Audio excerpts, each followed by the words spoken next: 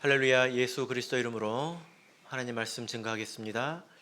우리 다 같이 하나님 말씀 잠언 13장 1절부터 25절까지의 말씀 중에서 우리 7절부터 11절 말씀을 우리 먼저 읽도록 하겠습니다. 잠언 13장 7절부터 11절까지 말씀을 우리 같이 한 목소리로 읽도록 하겠습니다. 7절 시작. 스스로 부한 채 하여도 아무것도 없는 자가 있고 스스로 가난한 채 하여도 재물이 많은 자가 있느니라. 사람의 재물이 그 생명을 속할 수는 있으나 가난한 자는 협박을 받을 일이 없느니라. 의인의 빛은 환하고 빛나고 악인의 등불은 꺼지느니라. 교만에서는 다툼만 일어날 뿐이라. 권면을 듣는 자는 지혜가 있느니라. 망령되이 얻은 재물은 줄어가고 손으로 모은 것은 늘어가느니라. 아멘. 네, 오늘 이 시간은 의인의 빛은 환하게 빛나고 라는 제목으로 하나님 말씀 증거하겠습니다. 우리가 이 세상을 이렇게 보면 장인이라고 불리는 사람들이 있습니다. 어떤 한 분야에서 다른 사람이 상상할 수 없는, 또 따라올 수 없는 그런 기술을 또 보유하고 있는 사람들을 우리가 장인이라고 하지 않습니까? 예. 어떻게 사람이 저렇게 할 수 있을까? 정말 대단하다. 이런 생각이 들죠? 그런 사람들이 텔레비전에 종종 나옵니다.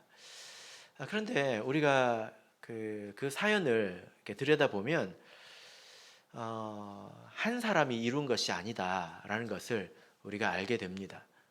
무슨 말입니까?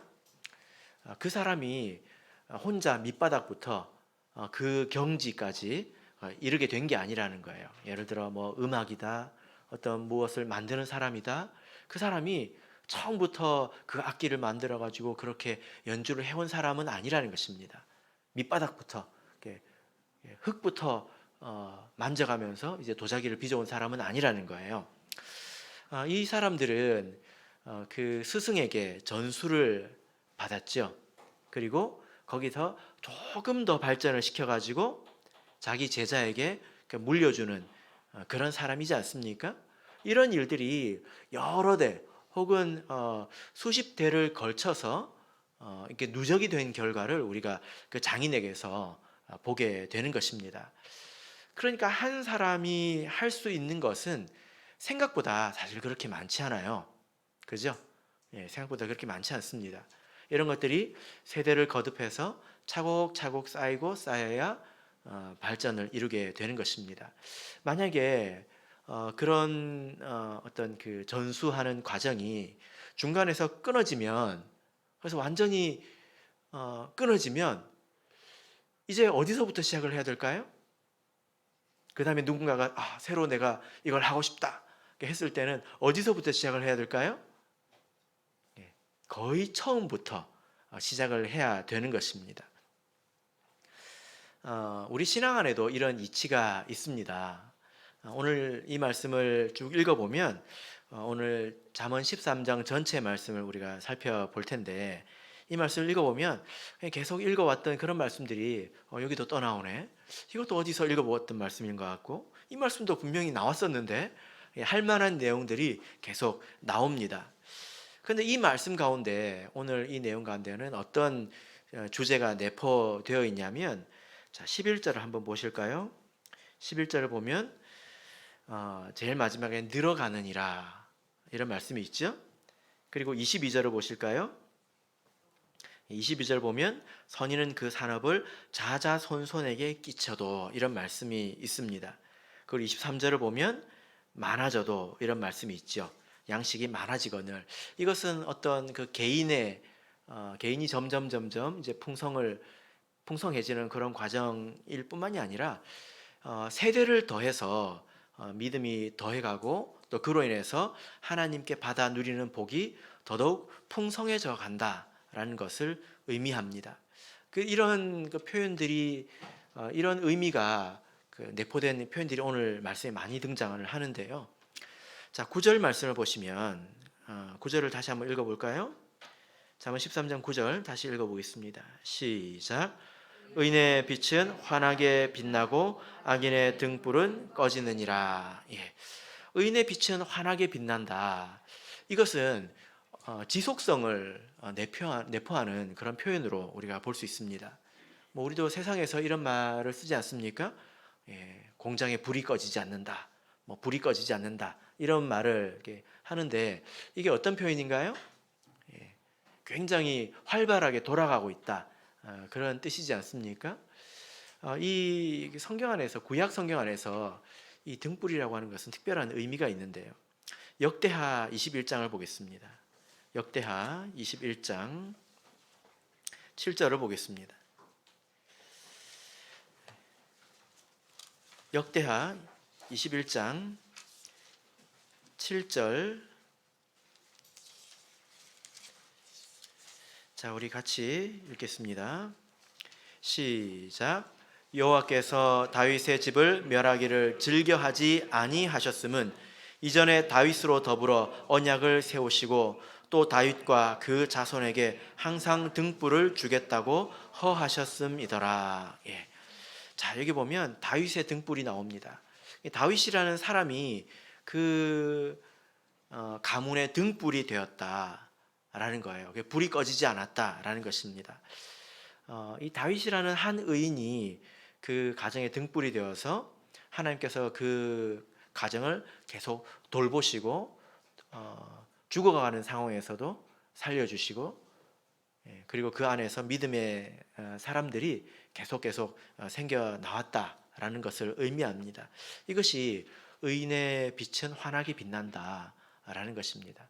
한 세대에서만 빛나는 것이 아니라 세대를 통해서 계속 이제 빛나는 거지요. 그래서 오늘 이 말씀은 전체적으로 이렇게 우리의 믿음이 어떻게 전승이 되고 그리고 세대를 거듭할수록 어떻게 풍성해지는가, 이 말씀, 이런 관점에서 오늘 말씀을 볼 수 있습니다. 그런데 성경에는 항상 이런 좋은 사례만 있는 것은 아니죠. 그죠? 예. 사사기 2장을 보겠습니다. 사사기 2장 7절을 보겠습니다.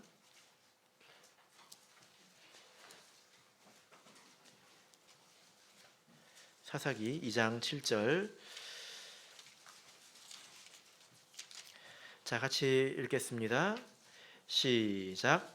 백성이 여호수아에 사는 날 동안과 여호수아 뒤에 생존한 장로들 곧 여호와께서 이스라엘을 위하여 행하신 모든 큰 일을 본 자의 사는 날 동안에 여호와를 섬겼더라. 예.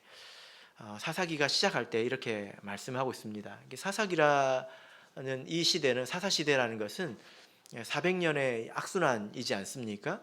그 시작을 말하고 있는데, 여호수아가 사는 날 동안, 그리고 여호수아와 함께 그 은혜를 체험했던 그 장로들이 살았던 시간, 그 가운데서는 이스라엘 백성이 여호와를 섬겼다라고 말씀하고 있습니다. 그런데 어떤 문제가 있었습니까? 10절을 읽어보겠습니다. 10절 읽겠습니다. 시작. 그 세대 사람도 다 열조에게로 돌아갔고 그 후에 일어난 다른 세대는 여호와를 알지 못하여 여호와께서 이스라엘을 위하여 행하신 일도 알지 못하였더라. 예. 어떤 문제가 생겼습니까? 그럼 이스라엘 백성이 홍해를 건넜습니다. 그리고 40년간 광야에서 굉장히 큰 은혜를 체험을 했지요. 그리고 요단강을 건넜고요. 또 여리고 성이 무너지고, 그리고 여러 성들을 정복하는 그런 하나님의 큰 은혜를 체험했습니다. 그런 수많은 간증들이 단절되어 버렸다는 거예요. 그래서 이 세대의 사람들이 다 죽고 나니까 그 이후의 세대 사람들은 그것을 잘 기억하지 못했다는 것입니다. 그 결과가 무엇입니까? 11절 보실까요? 11절 읽겠습니다. 시작. 이스라엘 자손이 여호와의 목전에 악을 행하여 바알들을 섬기며, 이것이 그 결과입니다. 순식간에 그 수십 년간의 그 믿음의 간증들, 그 숱하게 많은 간증들이 순간적으로 이렇게 사라져 버렸다는 것입니다. 이것이 바로 400년간의 악순환의 시작이 됩니다. 여러분, 그러니까 연결고리 하나가 끊어지니까 이런 일이 생긴 것입니다. 신앙 안에서도 연결고리가 하나 끊어지니까 그 밑에 자손들은 이방인과 같은 사람이 되어버렸죠. 그죠? 그래서 우리 장인들 가운데서는 자기가 그동안에 이렇게 이제 쌓아왔던 또 전수받았던 그런 기술들이 끊어질까봐 이렇게 노심초사하는 사람들이 이렇게 많이 있지 않습니까? 그런 이치가 신앙 안에도 있다는 것입니다. 감사하게도 우리 전체 참예수 교회는 하나님께서 양육하시는 하나의 몸이기 때문에 전체 몸은 분명히 성장하고 있습니다. 우리 장년들께서는 이런 걸 느끼십니까? 집사님들은 이런 걸 느끼십니까? 못 느끼십니까? 예. 저는 그런 것을 느낍니다. 학생들이나 또 청년들, 그리고 우리 이제 젊은 세대들 이렇게 보면 옛날보다 좀 나은 것 같아요. 지금 우리 어르신들이 못하다는 게 아니라 그게 당연한 것입니다. 그게 좋은 것입니다. 성경 지식도 분명히 있죠. 지난주에 아동부들 암송 대회 했는데 작년반하고 한번 어떻게 배틀을 한번 해볼까요? 지금 한 달 뒤에 한번 해볼까요? 이제 성경의 지식이라든지 또 분별력이라든지 또 하나님을 섬기는 그런 마음이라든지 이런 것들이 낮습니다. 이런 것들은 이 사람들이 나와서 그런 게 아니라 출발점이 달라서 그런 거예요. 이 전체라는 한 몸이 성장하고 있기 때문에 출발점이 다른 거죠. 그죠? 제가 이제 곰곰이 오늘 생각을 해봤는데 우리 이 한국 참예수교회를 하나의 몸으로 이렇게 생각을 한다면 저는 아마 한 3대 정도 되는 것 같습니다. 3대 신앙인 정도 되는 것 같습니다. 아주 초기의 신앙인들을 1대라고 한다면 제가 2대는 아닌 것 같아요. 그분들하고 직접적으로 이렇게 전수받은 2대는 아닌 것 같습니다. 3대 좀 되는 것 같아요. 우리 학생들은 4대? 3.5대? 4대 정도 됩니까? 그런 것 같습니다. 이런 것들이 이런 그 신앙이 이 세대 간에 전승되었기 때문에 이런 결과가 일어나게 된 것입니다. 그래서 우리가 이 일에 더욱더 힘써야 되겠죠. 특별히 우리가 이런 일들이 가정에서 일어나도록 우리가 애를 써야 합니다. 자, 그래서 오늘 말씀을 보시면 1절 시작과 끝절 이제 말씀을 보시면요. 1절을 한번 읽어 보실까요? 1절 읽겠습니다. 시작. 지혜로운 아들은 아비의 훈계를 들으나 거만한 자는 꾸지람을 즐겨 듣지 아니하느니라. 자, 이제 마지막 부분인데요. 24절을 읽겠습니다. 24절 시작. 초다를 참아 못하는 자는 그 자식을 미워함이라. 자식을 사랑하는 자는 근실이 징계하느니라. 자, 이 잠언 13장의 시작과 끝에서 신앙의 전승을 말하고 있습니다. 1절에서는 듣는 자의 책임, 듣는 자의 자녀를 말하죠. 그 자녀가 잘 들어야 된다 이렇게 말씀을 하고 있습니다. 그리고 24절에서는 전달하는 자, 여기서는 이제 아비를 말하죠. 그 부모의 책임을 말하고 있습니다. 그러니까 이런 신앙의 전승, 이렇게 풍성해져 가는 것이 그 중심이 가정이 되어야 된다라는 것입니다. 제가 최근에 어떤 그 외국 교회의 우리 목자님 글을 읽어봤는데요. 한국하고 좀 유사한 문제를 지적을 하시더라고요. 이거 뭐라고 얘기하시냐면 마치 이 부모들이 그 아이들의 신앙 교육의 책임과 주도권이 교회 학교 교사에 있는 것처럼 여긴다는 거예요. 야, 사람 사는 데는 똑같구나. 그렇게 얘기했습니다. 그래서 하는 말이 뭐냐면은 부모들이 자식들을 손잡고 교회에다가 데려다 놓은 것을 자기 책임을 다한 것처럼 여긴다는 거예요. 한국인가? 하고 봤더니 아니더라고요. 여러분 정말 그렇지 않습니까? 이게 굉장히 뼈아픈 착각입니다. 굉장히 뼈아픈 착각입니다. 우리가 성경을 보고 이런 지식을 얻고 이걸 실천하고 믿어야죠. 그죠? 성경의 답은 무엇입니까? 교회는 거두는 것입니다. 그 중심에는 가정이 있어야 된다는 거예요. 특별히 여기서 보면 아비에게 그 책임이 있다 이렇게 말씀을 하고 있죠. 그죠? 자, 그래서 1절을 보시면 지혜로운 아들은 아비의 훈계를 들으나, 이 신앙에 대해서 누가 훈계를 하고 있습니까? 아비가 훈계하고 있습니다. 그리고 24절을 보면 초다를 참아 못하는 자 할 때 이 자가 남자일까요? 여자일까요?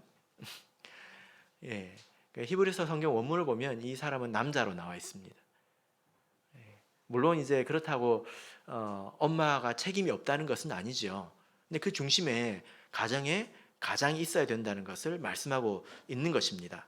그러니까 이 남자가 돈만 벌어온다고 해가지고 가장으로서 책임을 다했다라고 하나님 앞에서 말할 수 없다는 거죠.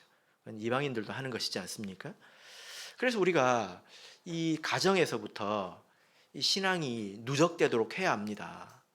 그래서 적어도 내 책임은 이대가 누적되도록 하는 것이죠. 그죠? 그래서 정말 이러면 좋겠습니다. 이제 나라는 사람이 늙었을 때에 자녀가 부모의 영성을 가져야 합니다. 그래서 부모와 친구가 되어야 합니다. 신앙적으로, 영적으로 보자면. 그러면 그 자녀는 거기서 또 출발을 하는 것이지 않습니까? 그리고 그 자녀가 나이가 들었을 때는 아마 영성이 더 무르익겠죠? 그 자녀는 그와 또 친구가 되어야 합니다. 이렇게 성장하게 되는 것이죠. 그죠? 만약에 이렇게 우리가 2대 또 3대 이렇게 신앙이 누적된다고 한다면 이것은 정말로 사실 쉽지는 않은 것이지만 그러나 그렇게 된다면 우리가 하나님 앞에 섰을 때 굉장히 큰 칭찬을 받게 될 것입니다. 저도 이제 아이들을 키우면서 항상 긴장하고 있습니다. 또 기도하고 있는데요. 오늘 이 말씀을 이렇게 전할 때 뭐 제가 잘해서 그런 것이 아니라 이제 말씀이기 때문에 전하게 되는 것이죠. 저도 항상 두려운 마음으로 살고 있습니다. 그래서 제가 기도하는 것은 부끄러워가지고 이런 말을 전하지 못하게 되면 어쩌냐 이런 생각을 제가 정말로 하면서 살아가고 있습니다. 그래서 하나님의 말씀으로 들어주시길 바랍니다. 여러분, 우리가 이렇게 신앙의 전승이 이루어지게 되려면 그러면 믿음이 점점 더 쌓이게 되고 그로 인해서 그 자녀가 누리는 또 그의 자녀들이 누리는 신앙 안에서의 풍성함은 더 커져 가겠죠. 그죠? 이를 위해서 가장 중요한 것이 뭘까요? 자, 1절 2절을 보겠습니다. 1절 2절. 자, 읽겠습니다. 시작. 지혜로운 아들은 아비의 훈계를 들으나 거만한 자는 꾸지람을 즐겨 듣지 아니하느니라. 사람은 입의 열매로 인하여 복록을 누리거니와 마음이 괴사한 자는 강포를 당하느니라. 자, 2절 말씀을 우리가 이렇게 보면 사람이 입의 열매로 복을 받고 또 괴사한 마음 때문에 강포를 당한다, 험한 일을 당한다 이렇게 말씀하고 있습니다. 계속 듣던 말씀이지 않습니까? 근데 우리가 1절에 이어서 이 말씀을 읽어보면 좀 다른 각도에서 이 말씀의 의미를 생각해 볼 수 있는데, 자, 여러분, 1절에서 말하는 자가 누구입니까? 아비지요. 그죠? 그래서 2절에서 사람의 입을 말할 때는 우리가 아비라고 생각할 수 있습니다. 그러면 그 열매라고 할 때 이 열매는 무엇일까요? 1절을 우리가 읽고 생각을 해보면 지혜로운 아들이죠. 그죠? 그러니까 이 말씀은 아비가 자녀에게 바르게 훈계할 때 거기서 길러지는 훌륭한 자녀, 이것이 곧 그 사람에게 열매가 된다는 것입니다. 그 입의 열매가 된다는 것입니다. 그래서 우리 이 전승에 있어서 가장 중요한 것은 입입니다. 입에서 어떤 말이 나와서 그 자녀를 형성하는가. 그래서 이 아비가 이렇게 말을 합당하게 할 수 있다면 자녀들도 이렇게 결국에는 지혜롭고 또 말을 합당하게 하는 사람이 되겠지요. 우리가 이 말씀을 전체적으로 볼 때 기본적으로 내가 하나님 앞에서 바로 서 있어야 합니다.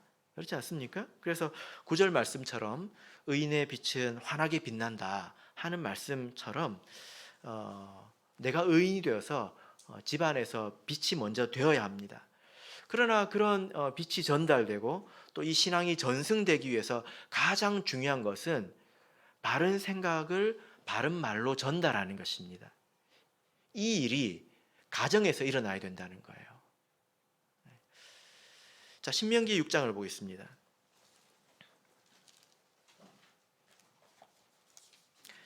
신명기 6장 7절을 보겠습니다.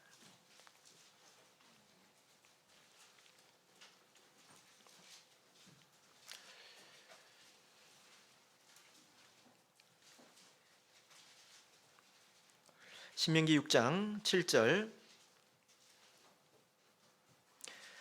자, 같이 읽겠습니다. 시작. 내 자녀에게 부지런히 가르치며 집에 앉았을 때든지 길에 행할 때든지 누웠을 때든지 일어날 때든지 이 말씀을 강론할 것이며. 예. 자, 이 신명기 6장 말씀은요, 특별히 이제 4절부터 보면 이스라엘아 들으라 이런 말씀으로 시작하죠. 예, 이 말을 히브리어로 하면 쉐마 이스라엘입니다. 쉐마, 이게 들으라 이 뜻이거든요. 어디선가 한번 좀 들어본 표현이죠. 쉐마, 이게 들으라 이스라엘아. 그래서 이스라엘 백성이 굉장히 사랑하는 그런 말씀이고요. 다 외우는 그런 말씀입니다. 여기 보면 하나님에 대해서 알려주고 있거든요. 신앙의 그 핵심, 신앙의 정수라고 할 수 있는 이런 부분을 말하고 있습니다. 4절을 보시면 우리 하나님은 한 분이시다. 굉장히 중요하지 않습니까? 이 말씀을 말하고 있습니다. 5절에서 무엇을 말하고 있습니까? 그 하나님을 사랑하라. 이 말 어떻게 사랑해야 될지는 성경에 이제 쭉 나와 있지요. 그리고 하나님을 사랑하고 그 다음에 6절에서 그것을 내 마음에 새기고 7절에서 뭐라고 말하고 있습니까? 그것을 내 자녀에게 가르쳐라. 그러니까 하나님은 한 분이시다. 하나님에 대해서 말하고요. 그 하나님을 사랑하라. 그리고 그 하나님을 가르쳐라. 이게 이스라엘 백성의 책임입니다. 가장 기본적인 책임이라는 것입니다. 그래서 이렇게 자녀에게 하나님에 대해서 가르치고 또 하나님의 백성이 어떻게 살아야 되는지에 대해서 가르치는 것은 모든 백성에게 주어진 그런 책임이라는 것입니다. 우리 성도님들께서 이렇게 생각할지 모르겠습니다. 가르치는 거 나 잘 못하는데, 나는 말을 잘 못해서 이렇게 생각하실지 모르겠지만 그렇지 않습니다. 말을 잘 못하는 게 아니라요, 잘 모르는 것입니다. 말을 잘 못하는 사람들이 있는데요, 말을 아무리 못해도 그것을 분명하게 알고 있는 사람은 시간이 지나면 다 전달되게 되어 있습니다. 아무리 어눌해도 정답을 말하는 사람은 시간이 지나면 다 드러나게 되어 있습니다. 근데 아무리 말이 많아도 오답을 이야기하는 사람은 모르는 사람이죠. 그죠? 이것이 부모에게 주신 책임이라는 것입니다. 그래서 입의 열매가 가장 중요한 거죠. 그래서 우리가 잠언을 보면 우리 삶에 주는 교훈이 무엇입니까? 의인이 환하게 빛난다는 것 아니겠습니까? 그죠? 의인이 환하게 빛난다. 이런 것들을 전하는 것입니다. 근데 성경을 배울 때는 배웠는데 가르칠 때는 다르게 가르치는 경우가 너무 많은 것 같아요. 우리 청주교회 성도님들은 비교적 이 자녀들을 가르치는 데 있어서 굉장히 애를 쓰시는 분들이라고 제가 생각을 하고 있습니다. 근데 제가 이런 경우 이제 뭐 누구를 생각하고 말을 하는 것이 아니라 그런 상황을 제가 말씀을 드리는 것인데요. 자녀를 가르칠 때는 전혀 배운 것이 없는 것처럼 가르치는 경우도 있더라는 거예요. 그래서 예를 들어 이제 자녀를 뭐 예를 들어 자녀가 재수를 하는데 기숙학원에 보낸다든지, 기숙학원이 뭔지 아십니까? 예? 예. 기숙사처럼 돼 있는데 이렇게 보내는 거예요. 못 나옵니다. 예. 집에도 못 오고 안식일도 못 지킵니다. 예. 그러면 그런 이야기를 들으면 제 귀가 의심이 됩니다. 어떻게 생각을 한 거지? 어떻게 하려고 그런 거지? 예. 자녀에게 무엇을 가르친 것입니까? 예. 그거는요, 직업이 너에게 평안을 가져다 준다, 이걸 가르친 거예요. 행동은 말보다 큰 법입니다. 선택도 말보다 큰 법입니다. 그래서 우리가 하나님 말씀을 배웠으면 배운 대로 우리가 믿고 그것을 실천하고 살아야 합니다. 이런 말씀을 듣고도 교회 학교 선생님들이 다 알아서 잘 가르쳐 주겠지, 이렇게 생각을 하고 있으면 안 됩니다. 물론 그들은 그들대로 열심히 애쓰고 노력을 하지만 본질적으로 책임은 가정에 있는 것입니다. 그리고 그 가정에서 내가 아이들에게 이런 행동이 무엇을 가르치는 것인가, 이것을 생각을 많이 해야 합니다. 이것이 가장 큰 책임이라는 거죠. 그래서 가장 중요한 것은 바른 생각을 전달해 주는 거예요. 바른 생각을. 내가 먼저 바른 생각을 가지고 그 생각을 전달해 주는 거죠. 그 생각을 전달해 주는 매개가 바로 말이라는 것입니다. 그래서 말이 중요한 거예요. 자, 14절 15절을 읽겠습니다. 잠언 13장 14절 15절. 자, 읽겠습니다. 시작. 지혜 있는 자의 교훈은 생명의 샘이라, 사람으로 사망의 그물을 벗어나게 하느니라. 선한 지혜는 은혜를 베푸나 괴사한 자의 길은 험하니라. 예. 자, 여기 보면 지혜 있는 자의 교훈은 생명의 샘이다, 이렇게 말씀하고 있지 않습니까? 혹시 뭐 여러분들 가운데 이런 분이 계십니까?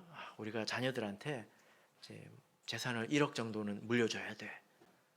그렇게 하지 않으면 부모가 책임을 다 못한 거야, 뭐 이렇게 생각하시는 분이 계십니까?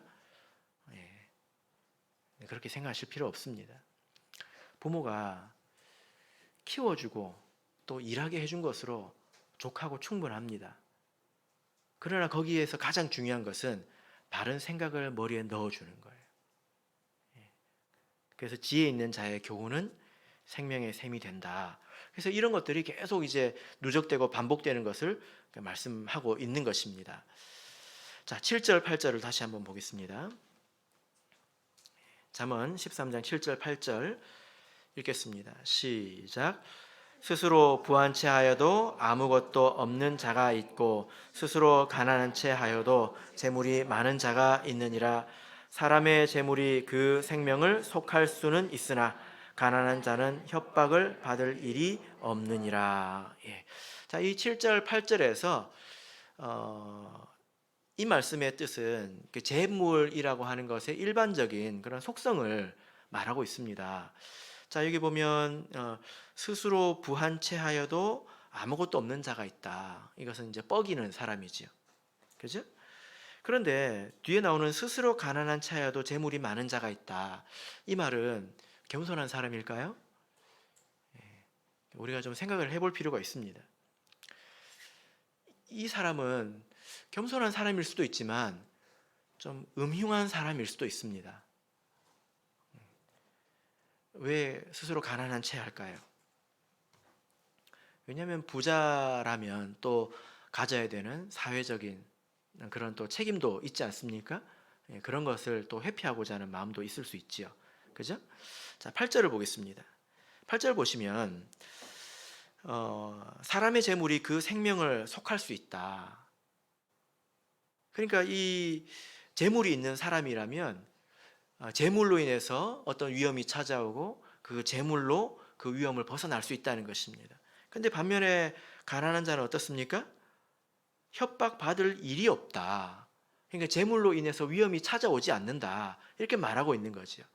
그러니까 재물로 인해서 위험에 처하기도 하고 또 가난한 사람은 그런 근심할 일조차 없다는 것입니다.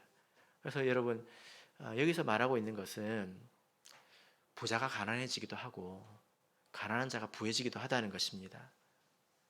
25절을 보실까요? 여기도 이제 그 말씀이 있는데,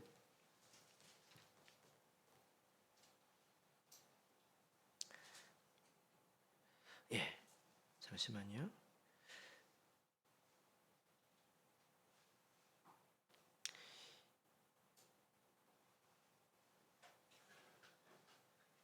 예, 23절입니다. 23절 읽겠습니다. 시작. 가난한 자는 밭을 경작함으로 양식이 많아지거늘 혹 불의로 인하여 가산을 탕폐하는 자가 있느니라. 예. 자, 23절도 보면 가난한 자가 양식을 차곡차곡 쌓아 올라가지 않습니까?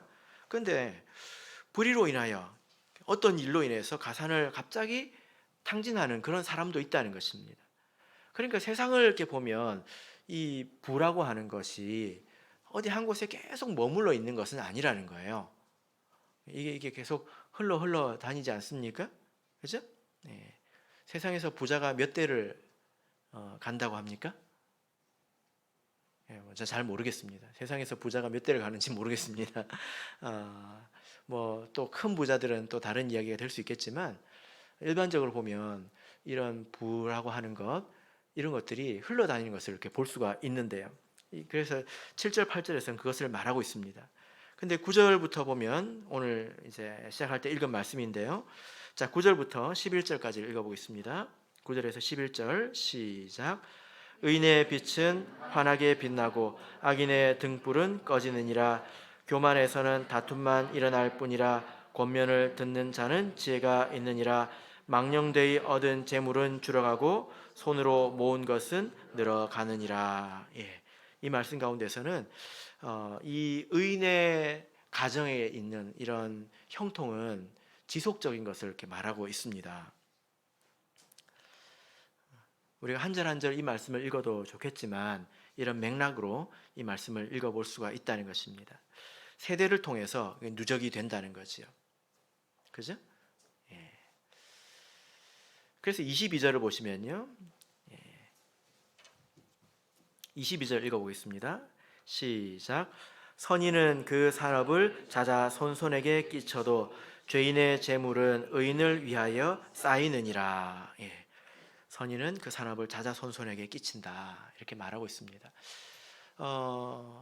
그래서 우리가 좀 더 관심을 가져야 될 부분은 내 신앙만 생각할 것이 아니라 이 신앙의 회로가 가정에서 계속 돌아갈 수 있도록 그렇게 자녀를 키워야 된다는 거예요. 나는 이만큼 누리겠지만 자녀는 더욱더 풍요를 누리고 또 그 자녀는 더욱더 풍요를 누리게 될 것이다 라는 것입니다. 우리가 지금까지 어떻게 해왔다 하더라도 지금 내가 할 수 있는 부분부터 우리가 먼저 힘써야 되겠죠. 자, 24절을 읽어보겠습니다. 24절 읽겠습니다. 시작.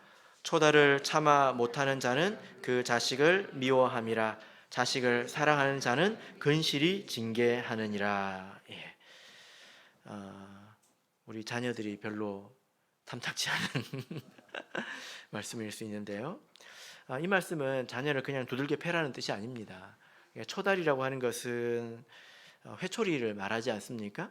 예. 이 말씀의 의미는 그렇습니다. 자녀를 학대하라는 것이 아니라 하나님께서 부모에게 자녀에 대한 권세를 주셨다는 것입니다. 권리를 주셨다는 거예요.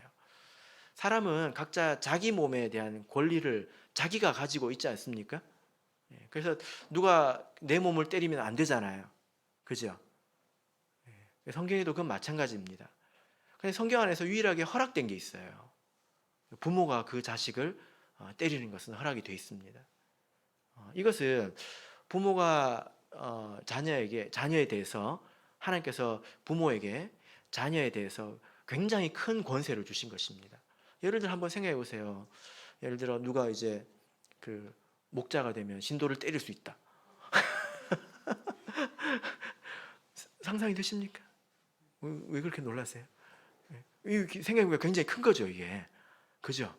그러면 우리 막 진표가 목자님 되려고. 그래서 엄마를 때리려고 하는 건 아니겠죠? 예. 그러니까 누군가를 이렇게 때릴 수 있다고 하는 것은 생각보다 큰 권세입니다. 하나님께서 부모에게 그런 주권을 주셨다는 거예요.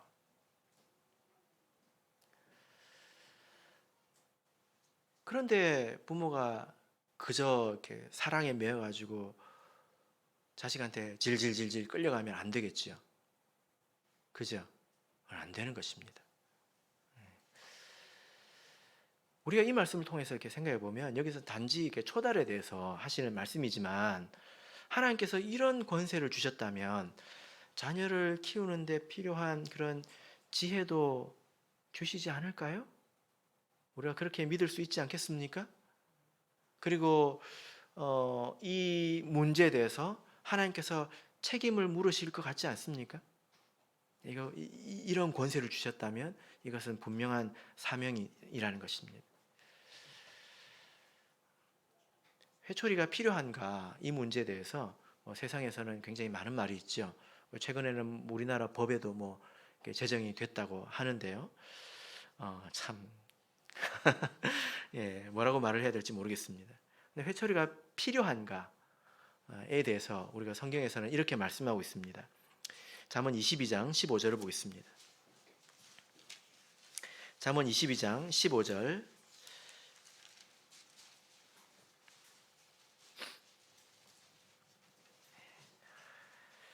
같이 읽겠습니다.